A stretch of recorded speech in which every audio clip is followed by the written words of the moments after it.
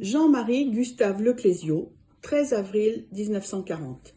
Romancier, nouvelliste, essayiste, prix Nobel en 2008 de littérature. Je vais vous lire un extrait de son livre « L'enfant et la guerre » qui a été publié en février 2020.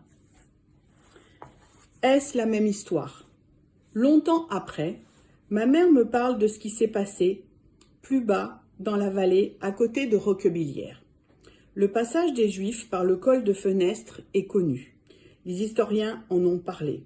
Alberto Cavaglion, dans un ouvrage publié en Italie, Nella notte straniera.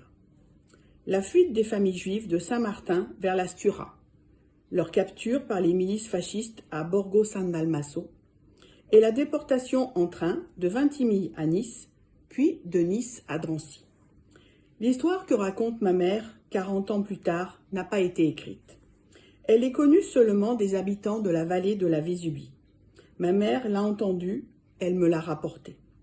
Là aussi, j'en fais partie, puisque je l'ai sans doute entendue autrefois, sans la comprendre, comme l'explosion au petit matin qui a pulvérisé Mario. Un groupe de fugitifs qui cherchent à franchir la frontière pour aller de France en Italie.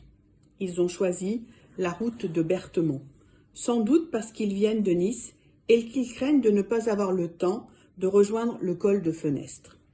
De Berthemont, la frontière semble toute proche, mais c'est un leurre. Au-dessus du village, le sentier monte progressivement une pente continue, un grand alpage semé de boris, vers la ligne des hautes montagnes. Ce qu'ils ignorent, c'est que les Allemands ont déjà installé un poste de surveillance de la frontière en haut de l'alpage. Hommes, femmes, enfants marchent sous le soleil. Le grand pâturage doit leur sembler merveilleux sous le ciel bleu. Ce doit être comme d'échapper à l'enfer des combats pour arriver dans un pays idéal où règne la paix. La Suisse, en quelque sorte. Au détour du chemin, ils sont surpris par la patrouille allemande. Fusillés à la mitrailleuse, tous, sans quartier, hommes, femmes, enfants.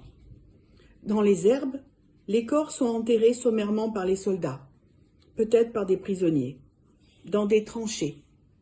Les tranchées sont recouvertes de terre, et l'herbe repousse sur les tombes.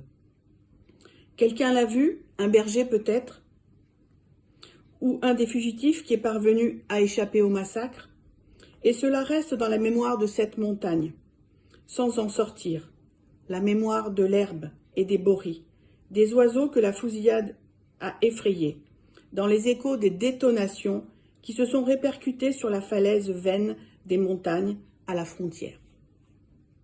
Si près de moi que j'ai dû les entendre, un grondement d'orage qui se mêle au bruit de l'eau qui cascade entre les rochers.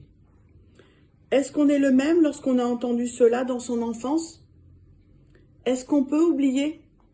La mémoire, ce ne sont pas seulement des mots et des histoires.